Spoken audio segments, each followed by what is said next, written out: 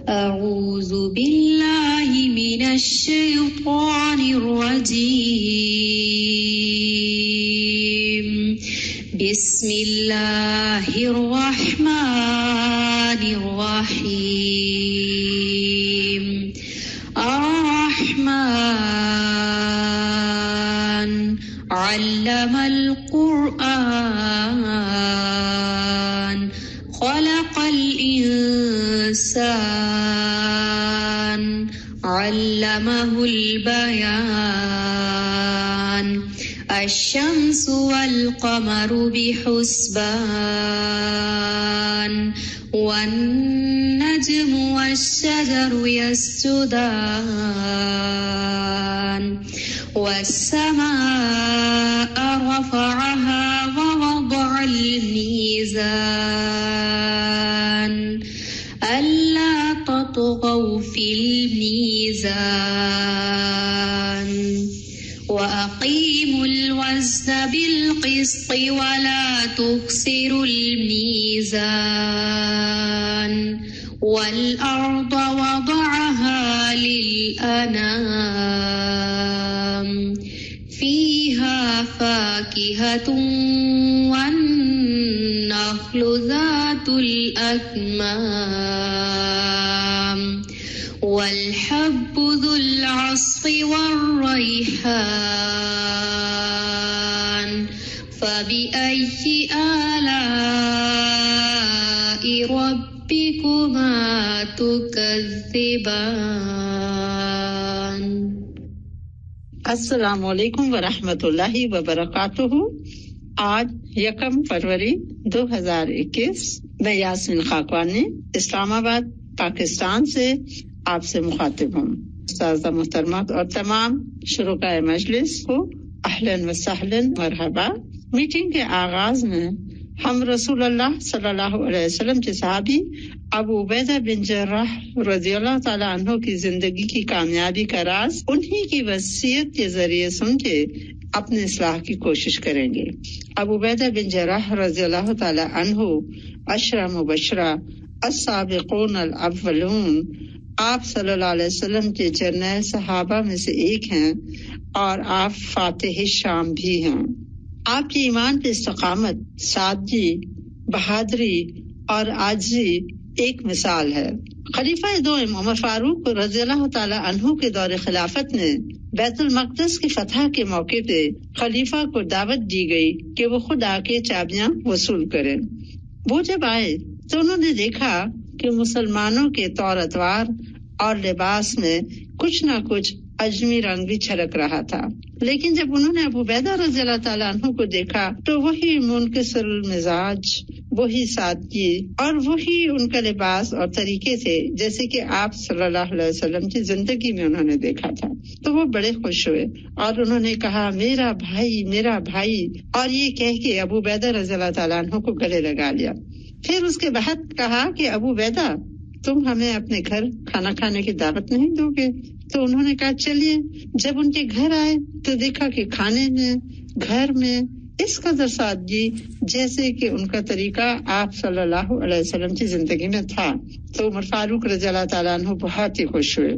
واپس آ کے اپنے خیمے میں اپنے ایک قاصد کو اشرفیوں کی بھری تھیلی دی اور کہا کہ جاؤ یہ ابو عبیدہ کو دے دینا اور چھپ کے دیکھنا کہ وہ اس کے ساتھ کرتے کیا ہیں.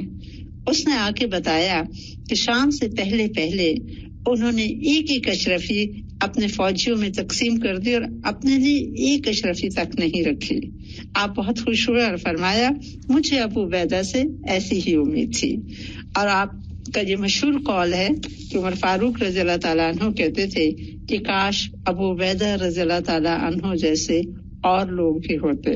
ادھر شام میں طاعون کی وبا پھیل گئی تو عمر فاروق رضی اللہ تعالیٰ عنہ نے ان کو تیز رفتار قاصد کے ذریعے اپنا خط روانہ کیا اور خط میں لکھا کہ اگر میرا خط آپ کو شام کو ملے تو صبح کا انتظار نہ کرنا، اور اگر صبح کو ملے تو شام کا انتظار مت کرنا، فوراً مدینہ چلے آؤ، میرا تمہارے ساتھ بہت ضروری کام ہے.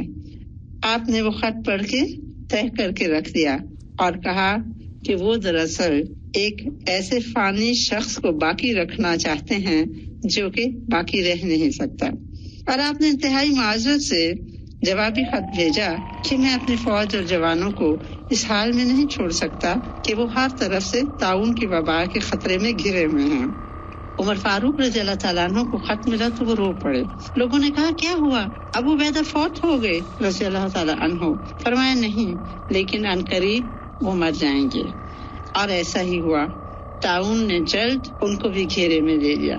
ابو عبیدہ رضی اللہ تعالیٰ عنہ کی زندگی کے آخری دن تھے۔ آپ نے اپنے بیٹے کو نصیحت کی کہ اے میرے بیٹے، میری کامیابی کا راز صرف یہ ہے کہ میں نے اپنی ہستی کو مرتبہ انسانیت سے کبھی بالا نہیں سمجھا، اور میں ایسا کیوں سمجھتا جبکہ میں اس حقیقت سے اچھی طرح واقف تھا کہ ایک قوت بھی فنا سے محفوظ نہیں۔ اگر میں اپنی قابلیت اور اعلیٰ دماغی پہ ناز کرتا تو اس سے بڑھ کے بھلا کون سا جرم ہو سکتا تھا، کیونکہ میں اس حقیقت سے ناواقف نہیں تھا کہ ایک معمولی مرد بھی میرے تدبر اور تفکر کا خاتمہ کر سکتی ہے۔ میری قوت گویائی اور میرا عزم و استقلال ایک ایسی نعمت تھی جو چند لمحوں میں مجھ سے واپس لی جا سکتی تھی، اور خود سب سے بڑھ کے میری اپنی زندگی جس کو شہرۂ آفاق شہرت نصیب ہوئی، مجھے معلوم تھا کہ چند لمحوں میں یہ مجھ سے واپس لی جا سکتی ہے۔ لہٰذا مجھے معلوم تھا کہ میری زندگی بھی زوال اور فنا سے محفوظ نہیں، تو میں ہمیشہ بیداری میں اپنی موت کو اپنے سامنے رکھتا اور سوتے وقت اسے اپنے سرہانے رکھتا، اور یہی وجہ ہے کہ میں گھمنڈ، تکبر، غرور، تصنع وغیرہ سے بہت حد تک محفوظ رہا۔ سچ یہ ہے کہ میں اپنے اصلاح میں بڑی حد تک کامیاب ہو گیا، اور اگر تم بھی میری اس آخری وصیت پہ عمل کرو گے تو میں یقین کرتا ہوں کہ تم اطمینان سے زندگی بسر کرو گے۔ اللہ تم کو نیک عمل کی توفیق دے، آمین۔ تو ان عظیم ہستیوں کی کامیابی کا راز موت کا احساس اور فکر آخرت، یہی دو اہم چیزیں تھیں جو یہ لوگ بہت کامیاب رہے۔ اللہ تعالیٰ ہمیں بھی ان جیسی سوچ اور اعمال کی توفیق دے، آمین۔ آج کی میٹنگ کے آغاز میں شرکاء کا تعارف کرانا چاہوں گی۔ الحمدللہ استاذہ محترمہ ہمارے ساتھ کینیڈا سے موجود ہیں، اور ہمارے ساتھ اس وقت پاکستان کے علاقے ملتان عبدالحکیم اور رحیم یار خان کے سٹاف کے ساتھ ساتھ یورپ، سعودی عرب، کویت، بحرین، قطر، UAE کے بھی سٹاف موجود ہیں۔ استاذہ محترمہ سے درخواست ہے اپنے علم کے ذریعے ہمارے دلوں کو مزید منور کریں اور رہنمائی کریں۔ استاذہ محترمہ۔ السلام علیکم ورحمۃ اللہ وبرکاتہ۔ کیا حال ہے سب کا؟ امید ہے سب خیریت سے ہوں گے۔ اللہ تعالیٰ آپ سب کو اپنے حفظ و امان میں رکھے۔ اب یاسمین جو حضرت ابو عبیدہ کے بارے میں بتا رہی تھی تو واقعی دل سے آنسو نکل رہے تھے کہ کیسی شخصیتیں تھی وہ، کیسے لوگ تھے وہ، کیسا ایمان تھا ان کا، اور کیسا اللہ پہ توکل تھا ان کا، اور کیسی کیسی قربانیاں تھیں ان کی، اور کیسی کیسی سخاوتیں۔ اللہ سبحانہ و تعالی ہمیں بھی ایسے لوگوں کے نقش قدم پر چلنے کی توفیق عطا فرمائے تاکہ ہم صحیح معنوں میں نبی صلی اللہ علیہ وسلم کے امتی کہلائیں۔ تو انشاءاللہ آج تھوڑی سی گفتگو آپ سے آزمائش کے حوالے سے کروں گی، کیونکہ آج کل اس پینڈیمک میں جو آزمائش ایک اجتماعی طور پر پوری دنیا پر آئی ہوئی ہے، کچھ بات اس کے پرسپیکٹو میں اور کچھ اپنی ہم میں سے ہر ایک کی ذاتی زندگی میں جو امتحانات ہوتے ہیں، جو آزمائشیں ہوتی ہیں، جو تکلیفیں آتی ہیں، وہ کیوں آتی ہیں، ان کے پیچھے کیا حکمت کار فرما ہوتی ہے، کیا راز ہوتے ہیں، اور پھر آزمائش کے فائدے کیا ہوتے ہیں، اور پھر آزمائش ختم کرنے کے اسباب کیا ہوتے ہیں۔ تو انشاءاللہ اس موضوع پر کچھ بات کروں گی۔ نحمدہ ونصلی علی رسولہ الکریم، اما بعد، فاعوذ باللہ من الشیطان الرجیم، بسم اللہ الرحمن الرحیم، رب اشرح لی صدری ویسر لی امری واحلل عقدۃ من لسانی یفقہوا قولی۔ آزمائش کا جاری ہونا اللہ کی سنت ہے، اور یہ نبوت کی میراث ہے۔ تمام انبیاء آزمائے گئے، تمام اہل ایمان پر آزمائش آتی ہے، اور اس سے بچا ہوا کوئی بھی نہیں۔ سورۃ البقرہ میں اللہ تعالیٰ فرماتے ہیں وَلَنَبْلُوَنَّكُمْ بِشَيْءٍ مِّنَ الْخَوْفِ وَالْجُوعِ ونقص من الاموال والانفس والثمرات وبشر الصابرین، اور یقیناً ہم تمہیں خوف اور بھوک اور مالوں اور جانوں اور پھلوں کی کمی میں سے کسی نہ کسی چیز کے ساتھ ضرور آزمائیں گے، اور اے نبی صلی اللہ علیہ وسلم ایسے صبر کرنے والوں کو خوشخبری دے دیجیے۔ تو بہرحال یہ تو اللہ سبحانہ وتعالیٰ کی طرف سے ایک اعلان ہے کہ آزمائش ضرور ہوگی۔ سورۃ محمد میں بھی آتا ہے وَلَنَبْلُوَنَّكُمْ حَتَّى نَعْلَمَ الْمُجَاهِدِينَ مِنْكُمْ وَالصَّابِرِينَ وَنَبْلُوَ أَخْبَارَكُمْ، اور ہم ضرور ہی تمہیں آزمائیں گے یہاں تک کہ تم میں سے جہاد کرنے والوں کو اور صبر کرنے والوں کو جان لیں، اور تمہارے حالات کو بھی آزمائیں گے۔ وَنَبْلُوَ أَخْبَارَكُمْ، یعنی حالات میں جو روزمرہ زندگی کے ہوتے ہیں ان میں بھی آزمائش ہوگی۔ ہر انسان کی آزمائش ہوتی ہے وہ اس کے دین کے حساب سے ہوتی ہے۔ جب اللہ تعالیٰ اپنے کسی بندے سے محبت کرتا ہے تو اسے آزما لیتا ہے، تو اس لیے آزمائش پر اللہ تعالیٰ کے بارے میں حسن ظن رکھنا چاہیے۔ ہم میں سے اکثر لوگ یہ سوچتے ہیں کہ پتہ نہیں اللہ تعالیٰ بھی مجھ سے محبت کرتے ہیں یا نہیں، تو جب کوئی مشکل وقت آئے یا کوئی تکلیف آئے یا کوئی امتحان آئے تو اس کو اس بات کی علامت سمجھیں کہ اللہ تعالیٰ آپ سے محبت کرتا ہے۔ اور پھر ہر انسان کی آزمائش اس کی دینی حالت کے مطابق ہوتی ہے۔ سعد بن ابی وقاص روایت کرتے ہیں کہ میں نے رسول اللہ صلی اللہ علیہ وسلم سے پوچھا سب سے زیادہ سخت آزمائش کن لوگوں پہ آتی ہے؟ آپ نے فرمایا انبیاء پر، پھر درجہ بدرجہ عام لوگوں پر۔ تو انسان پر آزمائش جو ہے اس کے دین کے اعتبار سے آتی ہے، پھر اگر اس کے دین میں پختگی ہو تو اس کے مصائب میں مزید اضافہ کر دیا جاتا ہے، اور اگر دین میں کمزوری ہو تو اسے اس کے دین کے حساب سے آزمایا جاتا ہے۔ اور بندے پہ مسلسل آزمائشیں آتی رہتی ہیں یہاں تک کہ وہ اسے اس حال میں چھوڑتی ہے کہ جب وہ زمین پہ چلتا ہے تو اس کا کوئی گناہ باقی نہیں ہوتا۔ یہ مسند احمد کی روایت ہے۔ تو خوش قسمت ہے وہ شخص کہ جو دنیا سے اس حال میں جائے کہ اس پر کوئی گناہ باقی نہ ہو، اور وہ اپنا صاف ستھرا نیکیوں کا اعمال نامہ لے کر اللہ سبحانہ و تعالیٰ کے حضور حاضر ہو کہ اللہ تعالیٰ اس کو دیکھے اور خوش ہو جائے۔ تو عام طور پر یہ سوچا جاتا ہے کہ جب کسی پر آزمائش آتی ہے تو ضرور وہ کوئی گناہ گار انسان ہوتا ہے، یا انسان سوچتا پتہ نہیں میں نے کون سا گناہ کیا ہے۔ تو یہ یاد رکھیے کہ اللہ کے نیک بندوں پر آزمائشیں زیادہ آتی ہیں۔ جیسے رسول اللہ صلی اللہ علیہ وسلم کو جب بخار ہوا تو آپ پر ایک چادر تھی، اور جب ایک صحابی نے آپ صلی اللہ علیہ وسلم پر یعنی چادر پر اپنا ہاتھ رکھا، کہا کہ اللہ کے رسول آپ کو تو بہت سخت بخار ہے۔ آپ نے فرمایا بے شک ہمارا حال اسی طرح ہوتا ہے، یعنی انبیاء کا، ہم پہ آزمائش سخت ہوتی ہے اور ہمیں اجر بھی دگنا دیا جاتا ہے۔ تو انہوں نے پوچھا کہ اللہ کے رسول لوگوں میں آزمائش کے لحاظ سے سخت کون ہوتا ہے؟ آپ نے فرمایا انبیاء۔ کہا پھر کون؟ فرمایا علماء۔ کہا پھر کون؟ فرمایا نیک لوگ۔ یعنی جتنا جس کا درجہ ہوتا ہے اس کے مطابق ہی اس کا امتحان بھی ہوتا ہے۔ اور آپ نے یہ بھی فرمایا کہ ان میں سے کچھ لوگ آزمائش پر بہت خوش ہوتے ہیں بنسبت اس شخص کے جو کچھ دیے جانے پہ خوش ہوتا ہے۔ یعنی جب کسی کو کوئی چیز ملتی ہے تو خوش ہوتا ہے، تو اللہ کے جو نیک بندے ہوتے ہیں جن کا اللہ تعالیٰ سے تعلق ہوتا ہے، جو یہ بات جانتے ہیں سمجھتے ہیں کہ یہ تکلیف اللہ کی محبت کی علامت ہے، تو وہ اس پر اور زیادہ خوش ہو جاتے ہیں کیونکہ ان کو ایک انڈیکیشن مل جاتی ہے۔ تو ایسی آزمائش پر جب کوئی انسان صبر کرتا ہے، اور یہ صبر بھی ایمان والوں کو ہی نصیب ہوتا ہے، تو پھر اللہ سبحانہ وتعالیٰ اس انسان کا اکرام کرتا ہے۔ سب سے پہلی بات تو یہ ہوتی ہے کہ انسان کو اللہ کا ساتھ مل جاتا ہے، کہ ان اللہ مع الصابرین، اللہ کی معیت مل جاتی ہے۔ اور جس کو اللہ کا ساتھ مل جائے تو وہ ناکام کیسے ہو سکتا ہے؟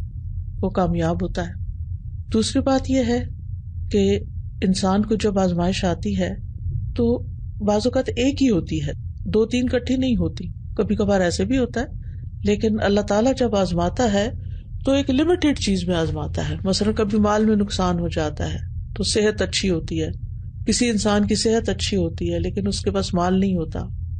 پھر اسی طرح یہ آزمائش دنیا کی چیزوں میں آتی ہے، انسان کے دین میں نہیں۔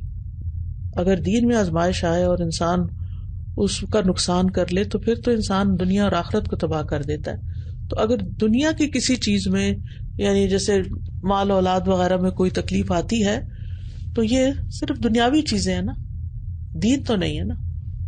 پھر اسی طرح یہ ہے کہ مومن کو آزمائش صرف دنیا میں آتی ہے، آخرت میں اس کی آزمائش نہیں ہوگی۔ اور ہم جانتے ہیں کہ دنیا کی تکلیفیں تو ختم ہو جائیں گی، اور آخرت کا عذاب تو کبھی ختم ہونے والا نہیں. تو مومن اس لحاظ سے خوش قسمت ہوتا ہے کہ اس کو آخرت میں کوئی عذاب نہیں ہوگا. پھر اسی طرح یہ کہ آزمائش جو ہوتی ہے وہ انسان میں عاجزی پیدا کرتی ہے. یعنی جب کوئی تکلیف انسان پر آتی ہے تو انسان کو رونا بھی آتا ہے, انسان کو اپنی بے بسی کا احساس ہوتا ہے, پھر سوچتا ہے کہ مجھے کیا کرنا چاہیے, اپنے گناہ یاد آتے ہیں, انسان اللہ کی طرف رجوع کرتا ہے. یعنی اللہ تعالیٰ مومنوں کو اس لیے مشکل میں ڈالتا ہے تاکہ وہ اللہ کی طرف رجوع کریں, توبہ کریں اور وہ ان کے درجات بلند کرے. لیکن جو شخص اللہ سے دور ہوتا ہے یا کفر اور شرک کا ارتکاب کرتا ہے تو اللہ تعالیٰ اس کو دنیا میں ڈھیل دے دیتا ہے اور اس کی سزا کو آخرت تک مؤخر کر دیتا ہے. صحیح بخاری میں ایک حدیث بھی آتی ہے کہ اللہ سبحانہ وتعالیٰ جس کے ساتھ بھلائی کا ارادہ کرتا ہے اس کو مصیبت میں مبتلا کر دیتا ہے. تو یہ زندگی میں کسی نہ کسی تکلیف کا ہونا, چاہے وہ جذباتی ہو, چاہے وہ جان سے متعلق ہو, روح سے متعلق ہو, انسان کی اولاد سے متعلق ہو, کوئی بھی چیز ہو جس کے لیے آپ بہت فکر کرتے ہیں, جو آپ کو بہت بادر کرتی ہے, جو آپ کے لیے رنج و غم کا ذریعہ بنی ہوئی ہے, تو یہ مستقل طور پر آپ کو اللہ سبحانہ وتعالیٰ کی طرف متوجہ کرتی رہتی ہے. اور آزمائش کی حکمت بھی یہی ہے کہ انسانوں کا تزکیہ کیا جائے, انسانوں کے نفس کو پاک کیا جائے, ان کو درست کیا جائے. اللہ تعالیٰ انسان کو کوئی ادب سکھاتا ہے اور انسان کو اپنی اوقات کا احساس دلاتا ہے, اور پھر جب انسان صبر کرتا ہے تو اس پر اجر و ثواب بھی عطا کرتا ہے اور گناہوں سے پاک صاف بھی کرتا ہے.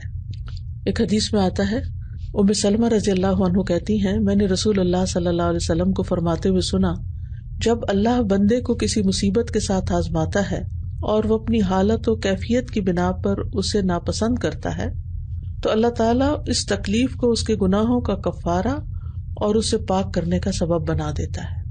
یعنی وہ تکلیف اس کے گناہوں کا کفارہ اور اس کو پاک کرنے کا سبب بن جاتا ہے. اور پھر خاص طور پر اگر وہ اس تکلیف کو اللہ سبحانہ تعالیٰ کے علاوہ کسی اور کے در پہ پیش نہیں کرتا, اسے دور کرنے کے لیے غیر اللہ کو نہیں پکارتا, تو مومن پہ تو کوئی مصیبت, بیماری, رنج, غم, تکلیف, پریشانی ایسی نہیں آتی. صحیح بخاری کی حدیث میں آتا ہے, اگر کانٹا بھی اسے چبھتا ہے تو اللہ تعالیٰ اس کے بدلے اس کے گناہ دور کر دیتا ہے. اور پھر ہم دیکھتے ہیں کہ آزمائشیں مختلف رنگوں کی ہوتی ہیں, مختلف طریقوں کی ہوتی ہیں. کبھی خوشحالی بھی آزمائش ہوتی ہے, کبھی نعمت کا آنا بھی آزمائش ہوتی ہے. لیکن یہ کہ عموماً ہم آزمائش تکلیف دہ چیز کو سمجھتے ہیں. تو بندے جو ہیں کبھی قدرتی مصیبتوں سے آزمائے جاتے ہیں, جیسے یہ پینڈیمک ہے, کبھی اپنی ہی خواہشات سے آزمائے جاتے ہیں, اور کبھی کسی شرعی حکم سے آزمائے جاتے ہیں کہ اللہ تعالیٰ کا حکم کچھ ہوتا ہے اور بندہ اس پر عمل نہیں کر پا رہا ہوتا. تو ان سب مواقع پر انسان کو صبر کرنے کی ضرورت ہے. یعنی انسان قدرتی مصیبت کے موقع پر صبر کرے, اللہ تعالیٰ سے اچھا گمان رکھے, جزا فضا نہ کرے, ہر وقت اس کا یعنی کہ منفی پہلو نہ بیان کرتا رہے, اجر کی امید رکھے, اللہ کا شکر ادا کرے کہ اس نے بہت سو سے اچھے حال میں رکھا ہوا ہے. اسی طرح خواہشات کو کنٹرول کر کے صبر کرے, اور جہاں شرعی حکم ہو کوئی اس پر عمل کر کے صبر کرے, اگرچہ اس میں مشکل پیش آئے انسان کو. تو بہرحال انسان کے اوپر آزمائشیں مختلف طرح کی آتی رہتی ہیں, کبھی مال, کبھی اولاد, کبھی فقر, کبھی نعمتوں کی فراوانی, کبھی کسی انسان کے ذریعے آزمائش آ جاتی ہے. یعنی کوئی انسان ہمارے لیے آزمائش بن جاتا ہے, کوئی بڑا چھوٹے کے لیے بن جاتا ہے یا چھوٹا بڑے کے لیے بن جاتا ہے, کبھی والدین اولاد کے لیے اور کبھی اولاد والدین کے لیے, کبھی استاد شاگرد کے لیے اور کبھی شاگرد استاد کے لیے, کبھی ماں بچے کے ذریعے اور کبھی بچے ماں کے ذریعے. تو ان سب آزمائشوں میں مطلوب کیا ہے اصل میں, کہ انسان صبر کرے اور اجر کی امید رکھے اور اپنی طرف سے کوشش کرتا رہے کہ ان مسائل کو جو زندگی میں آ گئے ہیں ان کو حل کرے. کبھی انسان کی اپنی ذات میں کوئی تکلیف ہوتی ہے, کہ بیماری ہوتی ہے, کوئی نگاہ میں کمزوری ہو جاتی ہے, کسی خاص آرگن کی تکلیف ہو جاتی ہے, کسی کو ہارٹ کی پرابلم ہو جاتی ہے, کسی کو کڈنیز میں کوئی مسئلہ ہو جاتا ہے, کسی کو ہڈیوں کا, کسی کو اسکن کا. تو یہ شخصی آزمائشیں جو ہوتی ہیں یہ انسان کے لیے تکلیف دہ ہوتی ہیں, انسان بہت کچھ کر نہیں سکتا. لیکن اگر انسان اللہ سبحانہ تعالیٰ سے اجر کی توقع رکھتا ہے اور اس وقت کو اچھے کاموں میں گزارتا ہے تو اجر ہی اجر کما رہا ہوتا ہے, عام لوگوں کے مقابلے میں زیادہ اجر کما رہا ہوتا ہے. مصطفیٰ محمود ایک ایجپشین ادیب ہیں, تو ان کے بارے میں آتا ہے کہ وہ میڈیکل کالج میں گئے اور وہاں پر انہوں نے شاید کوئی کیمیکل جس میں کوئی خاص قسم کی خوشبو تھی انہیں بڑی پسند تھی، وہ انہوں نے اپنے کمرے میں رکھا، لیکن انہیں نہیں پتا تھا کہ اس کا کوئی نقصان بھی ہوتا ہے۔ بہرحال کچھ عرصے کے بعد اس کے سائیڈ ایفیکٹس ظاہر ہونا شروع ہوئے اور وہ اس قدر بیمار ہو گئے کہ وہ موومنٹ کے قابل بھی نہ رہے۔ تو 3 سال تک وہ بیڈ ریڈن رہے، لیکن ان کا ذہن کام کرتا تھا۔ تو اس دوران انہوں نے بے شمار کتابیں پڑھ ڈالی، بے شمار، اور کہتے ہیں کہ وہ اس کے بعد میڈیکل میں جانے کی بجائے رائٹر بن گئے، ادیب بن گئے، اور انہوں نے بہت بڑا نام کمایا۔ تو ان کے بارے میں بعض اسکالرس کہتے ہیں کہ اگر وہ اپنی میڈیسن کر لیتے، ڈاکٹر بن جاتے، تو مصطفیٰ محمود کو کوئی نہ جانتا ہوتا، لیکن یہ جو ان کے اوپر آزمائش آئی اور وہ 3 سال تک سب اپنے ساتھیوں سے پیچھے رہ گئے، وقتی طور پہ تو بڑی محرومی کا احساس ہوا کہ سب ڈاکٹرز بن گئے ہیں، میرے ساتھی آگے نکل گئے ہیں، میں پیچھے رہ گیا ہوں، لیکن اللہ سبحانہ وتعالیٰ ان سے کوئی اور کام چاہتا تھا۔ تو بعض اوقات ہماری زندگی میں رکاوٹیں آتی ہیں، وہ اس لیے آتی ہیں کہ ہمیں صلاحیتیں کچھ اور ملی ہوتی ہیں اور ہم نے اپنے لیے کوئی غلط راستہ منتخب کر لیا ہوتا ہے، تو اللہ سبحانہ وتعالیٰ اس سے ہمیں پھیر دیتا ہے، اس سے ہٹا دیتا ہے اور کسی بہتر چیز کی طرف لے جاتا ہے۔ بہت سے لوگوں کا آپ نے واقعہ سنا ہوگا کہ کس طرح وہ دین کی طرف آ جاتے ہیں جب ان کی زندگی میں کوئی رکاوٹ آ جاتی ہے، کوئی مشکل آ جاتی ہے۔ تو بہرحال انسان کے اوپر جو بھی تکلیف آتی ہے وہ اس کے درجات کی بلندی کا ذریعہ بنتی ہے، آخرت میں تو بنتی ہے لیکن بعض اوقات دنیا میں بھی بنتی ہے۔ اسی طرح یہ ہے کہ بعض اوقات امت کے اوپر ایک اجتماعی آزمائش آ جاتی ہے، کبھی زلزلے، طوفان، بیماریاں، بارشوں کی کمی، جنگیں، فقر اور اس طرح کی بہت ساری چیزیں۔ تو اس میں بھی ظاہر ہے کہ صبر کے بغیر کیا ہو سکتا ہے، اور پھر جس امت کا جو حصہ آزمایا جاتا ہے ان کی آزمائش تو ہوتی ہے، باقیوں کی بھی ہو جاتی ہے کہ وہ ان کی مدد کو کیسے پہنچتے ہیں اور کیا کرتے ہیں۔ الحمدللہ جب 2005 میں زلزلہ آیا تھا تو اللہ نے ایک آپ ساتھیوں نے بہت بڑا کردار اس میں ادا کیا تھا کہ جو لوگ گھروں سے بے گھر ہو گئے تھے ان کی مدد کی، اور ابھی تک اللہ کا الحمدللہ یہ ٹرینڈ رہا ہے کہ جب بھی کبھی کہیں ایمرجنسی کی کوئی کیفیت ہوتی ہے تو سب لوگ بڑھ چڑھ کے حصہ لیتے ہیں۔ اسی طرح جو غربت کے مارے ہوئے لوگ ہیں ان کی تکلیفیں دور کرنے کے لیے یا اور اسی طرح کی جو آزمائشیں آ جاتی ہیں، اجتماعی آزمائشیں، تو ہم سب کا فرض بنتا ہے کہ ہم ان میں دوسروں کے کام آئیں۔ اسی طرح انسان بعض اوقات اپنی محبوب چیز کے ساتھ آزمایا جاتا ہے، اور یہ سب سے سخت آزمائش ہوتی ہے۔ انسان بعض اوقات اپنے گھر کے اندر ہی اپنے اولاد سے جیسے بہت محبت کرتا ہے تو اس کی نافرمانی سے اور اس کے بگاڑ سے آزمایا جاتا ہے۔ شوہر بیوی سے محبت کرتا ہے لیکن بیوی رسپونڈ نہیں کرتی، اب وائس ورسا۔ پھر اسی طرح اور بھی ایسی چیزیں ہوتی ہیں، انسان زندگی میں کچھ کرنا چاہتا ہے، کچھ بننا چاہتا ہے، وہ بن نہیں پاتا، تو اس وقت انسان کے لیے بڑی تکلیف دہ صورتحال ہو جاتی ہے۔ تو ایسی چیزوں میں بھی انسان کو اللہ کی طرف رجوع کرنا چاہیے، اگرچہ اس کیفیت سے نکلنا بڑا مشکل ہوتا ہے، لیکن بہرحال ناممکن کچھ بھی نہیں۔ بعض اوقات تکلیف جو ہے یہ آزمائش ہے وہ گناہوں کی وجہ سے آتی ہے، تو لوگوں کے پھر 2 رویے ہوتے ہیں، یا تو صبر اور اجر کی امید رکھتے ہوئے توبہ کر لیتے ہیں، یا پھر دین سے اور دور ہو جاتے ہیں اور غم کا شکار ہو جاتے ہیں، ڈپریشن کا شکار ہو جاتے ہیں، اور شیطان ان کا یہ کام ان کے لیے بڑا مزین کر دیتا ہے۔ تو ایمان والے کے اوپر جب آزمائش آتی ہے تو وہ صبر اور اجر کی توقع اور توبہ کے ساتھ اللہ سبحانہ تعالیٰ کے قریب ہو جاتا ہے، اور جب کسی کمزور ایمان والے پہ یا کسی کافر یا مشرک کے اوپر آزمائش آتی ہے تو وہ اللہ تعالیٰ سے ناراض ہو کر اس سے اور دور ہو جاتا ہے۔ تو آزمائش کے بعد جو توبہ کرنے والے لوگ ہوتے ہیں وہ سب سے بہترین ہوتے ہیں۔ وہ حدیث میں آتا ہے نا کہ آدم کا ہر بیٹا خطا کار ہے اور بہترین خطا کار توبہ کرنے والے ہیں۔ تو جب آزمائش آتی ہے تو لوگوں کے مختلف ریئیکشنز ہوتے ہیں، ان کی مختلف حالتیں ہوتی ہیں۔ ایک وہ ہوتا ہے جو آزمائش کا سامنا ناراضگی کے ساتھ کرتا ہے، پھر ایک سچا مومن ہوتا ہے جو صبر کے ساتھ آزمائش کا سامنا کرتا ہے، اور ایک وہ ہوتا ہے جو راضی رہنے والا ہوتا ہے، رضا کے ساتھ کرتا ہے، سر تسلیم خم کر دیتا ہے، اجر کی امید رکھتا ہے، اور ایک وہ مومن ہوتا ہے جو آزمائش کے موقع پر شکر اور تعریف کرتا ہے اللہ کی، اور یہ سب سے بلند درجہ ہوتا ہے، یہ انبیاء اور صالحین کا مقام ہے کہ کس طرح وہ تکلیف آتی ہے تو پھر بھی ان کے اندر جو عاجزی اور انکساری پیدا ہوتی ہے اور اللہ کی محبت میں اضافہ ہو جاتا ہے۔ آپ میں سے ہر ایک سوچے کہ کون سا ایسا موقع تھا جب کوئی تکلیف آئی تو آپ نے کثرت سے اللہ کا شکر ادا کیا کہ اللہ تیرا شکر کہ تو نے اس سے بڑی تکلیف نہیں دی، تیرا شکر کہ تو نے اس موقع پر میرا ایمان مضبوط رکھا، تیرا شکر کہ اس کے ذریعے تو نے مجھے علم دیا کہ تو مجھ سے محبت کرتا ہے. تو ان احساسات کے ساتھ وہ زیادہ سے زیادہ اللہ تعالیٰ کا شکر ادا کرتا ہے. تو بہرحال ہمیں دیکھنا چاہیے کہ ہم کس درجے پر ہیں, ہم کیا کرتے ہیں. تو آزمائش میں یہ ہے کہ برے لوگ جو ہیں وہ بعض اوقات اور برائی کی طرف چلے جاتے ہیں, اور بعض خطا کار جو ہیں وہ نیک اعمال کی طرف آ جاتے ہیں. بہت سے لوگ اللہ سبحانہ تعالیٰ کی طرف رجوع کر لیتے ہیں, اور اس طرح آزمائش جو ہے کھرے کھوٹے کو الگ کر دیتی ہے کہ کون کیا ہے. ایمان کا درجہ پتہ چل جاتا ہے کہ ابھی ہم ایمان کے کس درجے پر ہیں.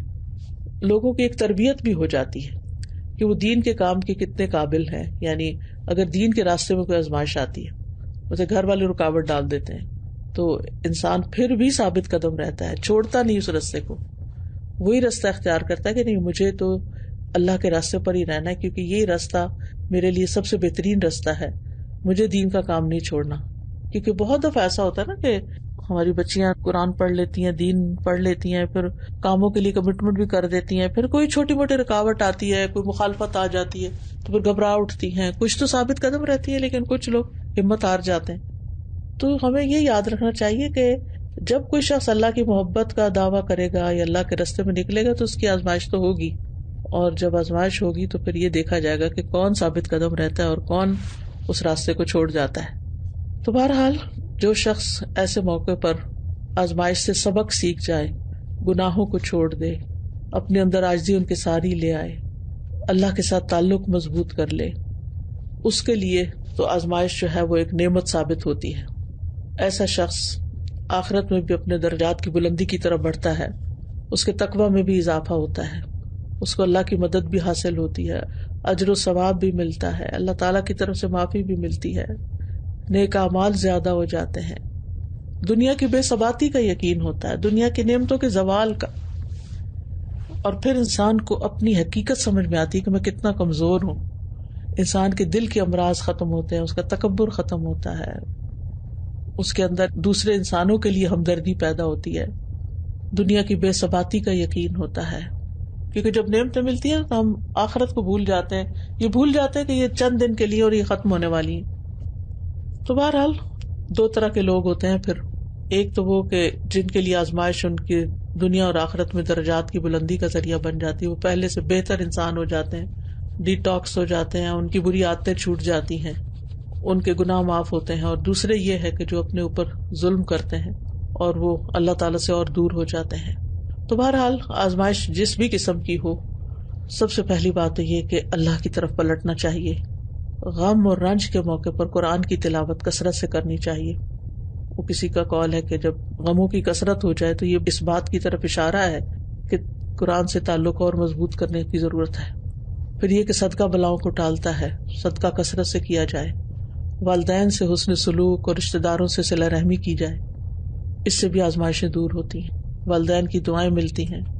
پھر اپنے ساتھیوں پر احسان, اپنے ساتھ اٹھنے بیٹھنے والے, اپنے ہمسائے, اپنے کولیگز, ان کی تکلیفیں دور کریں, ان کے غم سنیں, ان کے کام آئیں, ان کی مدد کریں. پھر یہ کہ اللہ سبحانہ تعالیٰ پر توکل کریں, اپنے معاملات اللہ کے سپرد کر دیں. جیسے موسیٰ علیہ السلام کو جب فرعون نے دھمکی دی تھی تو انہوں نے کیا کہا تھا, انی عذت بربی وربکم من کل متکبر لا یؤمن بیوم الحساب. تو اپنے آپ کو اللہ کی پناہ میں دے دیا تو اللہ تعالیٰ نے ان کو بچا لیا. پھر کثرت سے ذکر اور درود شریف کا پڑھنا اور دعا. ایک دعا تو ہمیں اپنی نمازوں کے سجدے میں ضرور پڑھنی چاہیے, اللہم انی اعوذ بک من زوال نعمتک وتحول عافیتک وفجاءۃ نقمتک. اور دوسری اللہم انی اعوذ بک من جہد البلاء ودرک الشقاء وسوء القضاء وشماتۃ الاعداء. تو آزمائش کے خاتمے کے لیے بھی کثرت سے دعا کرنی چاہیے, اور دین پر مزید مضبوطی سے جم جانا چاہیے. ایک دوسرے کو صبر اور حق کی تلقین کرنی چاہیے, کیونکہ ایک دوسرے کی ڈھارس ہمت بتانا, ایک دوسرے کے کام آنا. لیکن یہ جو ایک طریقہ ہے نا کہ ایموشنلی دوسروں پر ڈپینڈ کرنا شروع کر دینا اور روز اپنا مسئلہ سنانا اور روز اپنی پریشانی کا ذکر لوگوں سے کرنا, یہ چھوڑ دینا چاہیے. جس وقت لوگوں کا خیال آئے کہ ان سے میں بات شیئر کرتی ہوں تاکہ میرا دل ہلکا ہو, تو فوراً اللہ کی طرف رجوع کرے اور کثرت سے دعا کرے، لا الہ الا انت سبحانک انی کنت من الظالمین، استغفر اللہ واتوب الیہ. اور پھر یہ ہے کہ لا حول ولا قوۃ الا باللہ العلی العظیم. اور آخری بات یہ کہ ہم اللہ تعالیٰ کے احکامات کی پابندی کریں، حفاظت کریں، تو اللہ تعالیٰ ہماری حفاظت کرے گا، ہمارے ایمان کی بھی اور ہماری جان مال اولاد کی بھی اور ہماری آخرت کی بھی، کیونکہ ساری تدبیر اور سارا ملک اللہ ہی کا ہے اور سب کچھ کرنے والا وہی ہے. بیدہ الخیر وہو علی کل شیء قدیر. تو یہ تھی تھوڑی سی بات جو آپ سے کرنی تھی، کیونکہ ہر شخص کسی نہ کسی طرح امتحان اور آزمائش کا شکار ہے. تو اللہ تعالیٰ سے دعا ہے کہ وہ ہمیں اپنی رحمتوں اور برکتوں سے نوازے اور دنیا اور آخرت کی بھلائیاں نصیب کرے. آپ سب کے لیے بھی دعائیں ہیں، اور یہ دعا بھی ہمیں مانگنی چاہیے کہ وَلَا تَجْعَلْ مُصِيبَتَنَا فِي دِينِنَا وَلَا تَجْعَلِ الدُّنْيَا أَكْبَرَ هَمِّنَا وَلَا مَبْلَغَ عِلْمِنَا وَلَا تُسَلِّطْ عَلَيْنَا مَن لَّا يَرْحَمُنَا. السلام علیکم ورحمۃ اللہ. وعلیکم السلام ورحمۃ اللہ. استاذہ، جیسے آپ نے بات کی کہ آزمائش میں کبھی ہمیں پتہ ہی نہیں چلتا کہ وہ ہمارے لیے کتنی بینیفیشل ہو سکتی ہے، یعنی کہ ہمیں پتہ نہیں چلتا ہم نے اس میں کیا کرنا ہے. تو جیسے ہمارا 1 سال سے پینڈیمک کا بنا ہوا ہے پورا سینیریو، تو اس میں اگر جن لوگوں نے اس کو بہت اچھا سے یوز کیا ہے، ان کو سمجھ آئے کہ کس طرح سے استعمال کرنا ہے، تو الحمدللہ انہوں نے بہت کچھ سیکھا اور بہت اچھا کام کیا.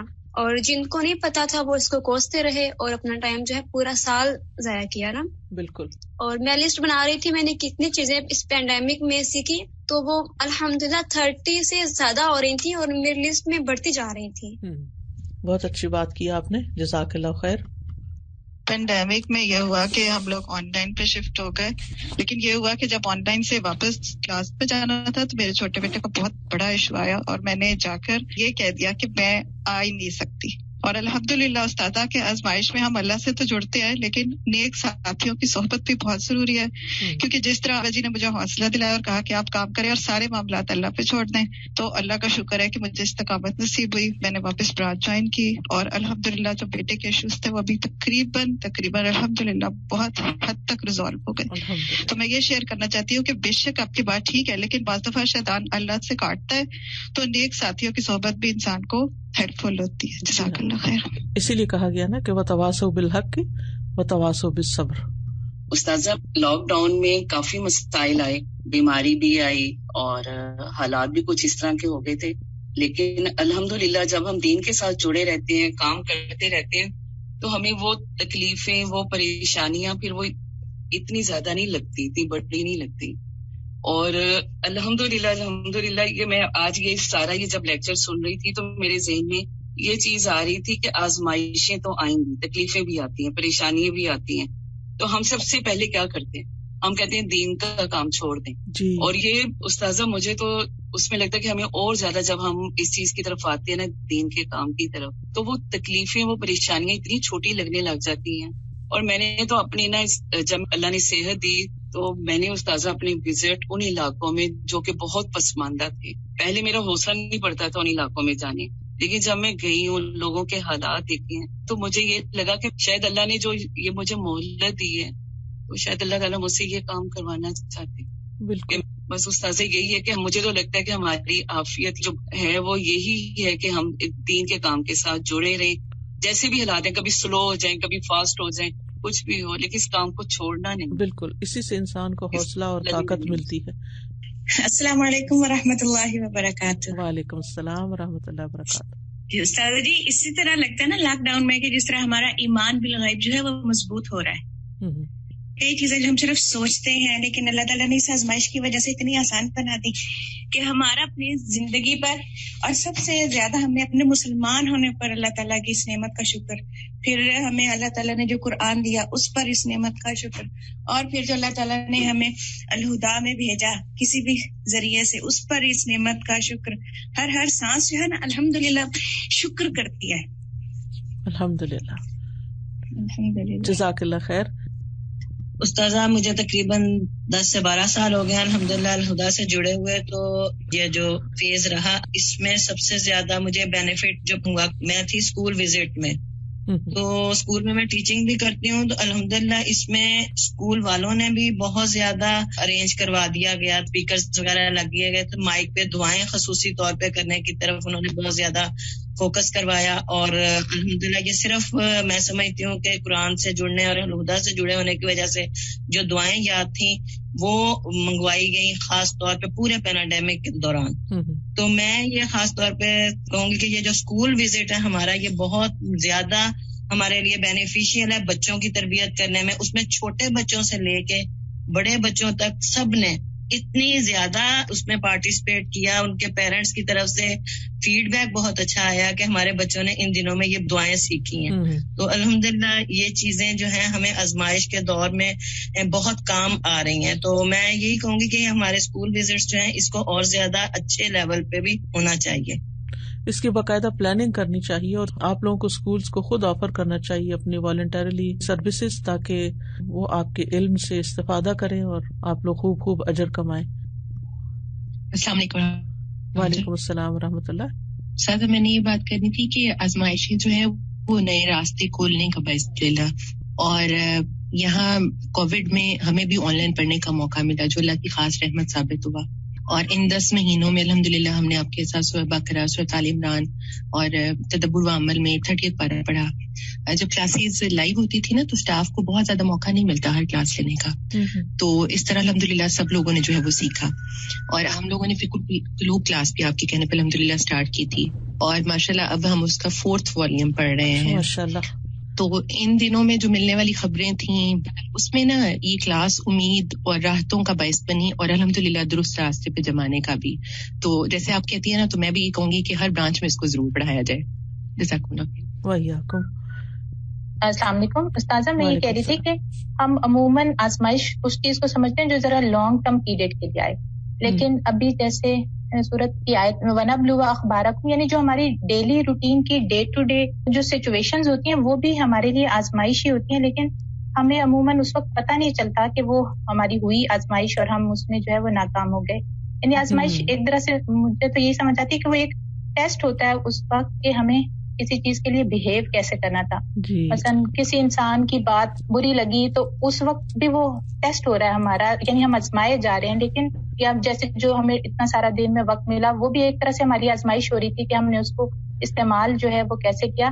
لیکن عموماً آزمائش کا یہ والا پہلو جو ہے وہ ہماری نظروں سے جو ہے وہ اجھل رہتا ہے, اور عموماً ہم انہی سچویشنز میں جو ہے وہ ناکام ہو جاتے ہیں. جو لانگ ٹرم آزمائشیں ہوتی ہیں, مثلاً بیماری ہے یا خدا نہ خاصہ تکلیف کی چیز ہے, وہ تو پھر بھی کچھ نہ کچھ صبر اس میں ہو جاتا ہے. لیکن یہ جو انسٹنٹ آزمائش ہوتی ہے اس میں عموماً ہم ناکام ہو جاتے ہیں. تو کیا چیز ہو سکتی ہے کہ جو ہمیں اس وقت یاد دلا دے کہ اس وقت ہم آزمائے جا رہے ہیں؟ جی, اصل میں یہ ہے کہ ہمارا جو ہر لمحہ ہے نا وہ ایک امتحان ہے, ہر لمحہ امتحان ہے.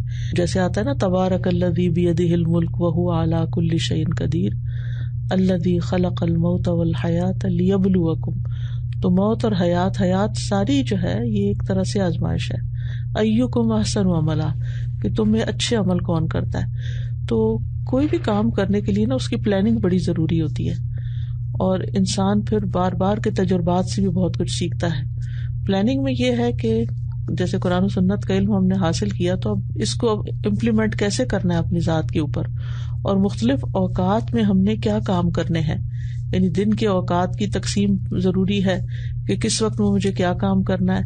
پھر اس میں یہ ہے کہ جو سچویشنز پیش آتی ہیں کم و بیش ہماری روزانہ کی روٹین ملتی جلتی ہی ہوتی ہے, اور ہمیں پتہ ہوتا ہے کہ کن کن لوگوں سے ہمارا واسطہ پڑتا ہے اور میں کہاں کہاں ناکام ہوتی ہوں. تو اپنے جو ایکسپیرینس ہوتے ہیں ان ایکسپیرینسز کی روشنی میں پھر انسان ایک دن میں جب ناکام ہوتا ہے کسی ایک سچویشن میں تو اگلے دن اپنے آپ کو پہلے سے ہی تیار کر کے رکھے کہ اگر میرے ساتھ اس شخص نے آئندہ ایسا بہیویئر کیا اور جس وجہ سے یہ کانفلکٹ پیدا ہوا یا کوئی میں وہاں ناکام ہوئی اور جس اپنے رویے کی وجہ سے ناکام ہوئی, مجھے دوبارہ وہ کام نہیں کرنا.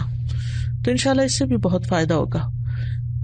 جی السلام علیکم ورحمۃ اللہ وبرکاتہ. وعلیکم السلام. جی استاذہ, میں یہ دیکھ رہی تھی یہ سب باتیں جب سنتی ہوں تو اس میں یہ ہے کہ جیسے گزری بھی ہوں کہ جو آزمائش ہے اس کا ادراک ہونا جو ہے وہ بہت ضروری ہے سب سے پہلے مرحلے پہ. یعنی ہمیں بہت کیئرفل रहना होगा और लापरवाही का जो तर्ज अमल है वो हमारा नहीं होना चाहिए अब अपनी लाइफ में।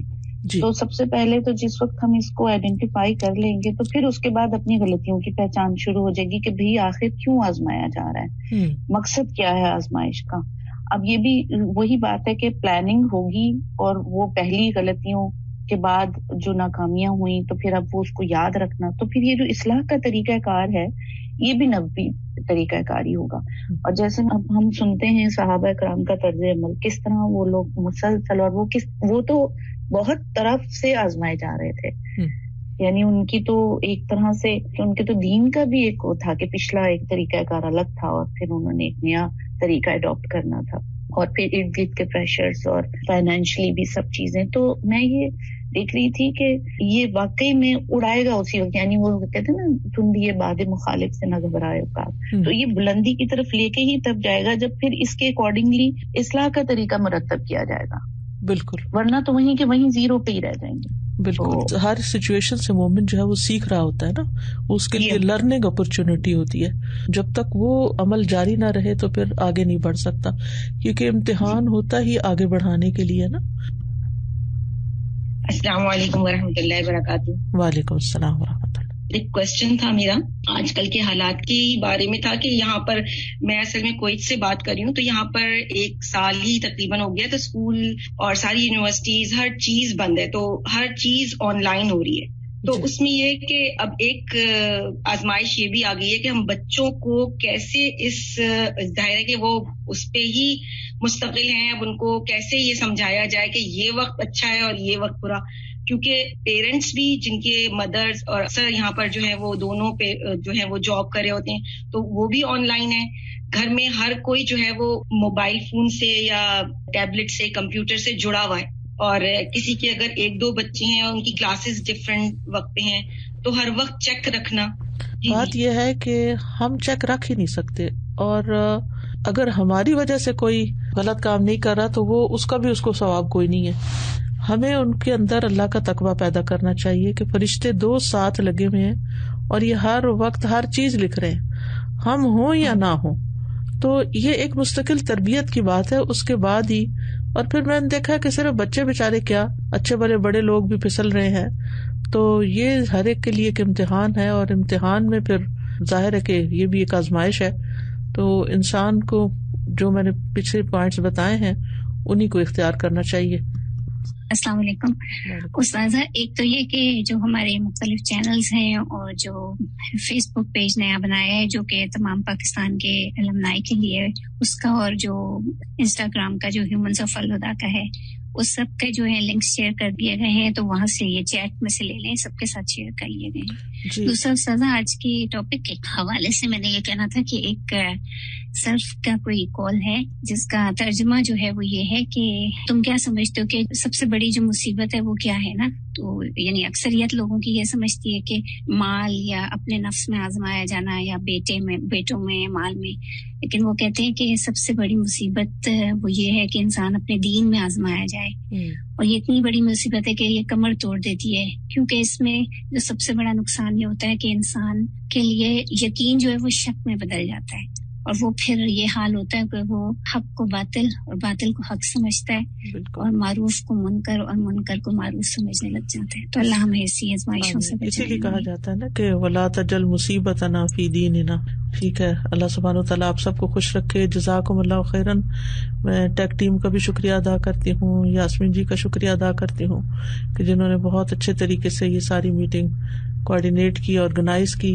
अल्लाह ताला सबको जज़ाए खैर अता करे, और अल्लाह ताला ये इम्तिहान जो सारी दुनिया पर इस वक्त आया हुआ बीमारी की शक्ल में, अल्लाह सुब्हानहू तआला इसको दूर करे और हमें इस आजमाइश से निकाले, और हमें बेहतरीन कामों की तौफीक दे, हमें अपने अहकामात की हिफाजत करने की तौफीक दे, और अल्लाह ताला हमारी हिफाजत फरमाए, और हमें नई नई चीज़ें सीखते रहने की तौफीक अता फरमाए। बारक अल्लाह फीकुम। अस्सलामु अलैकुम व रहमतुल्लाहि व बरकातुहू।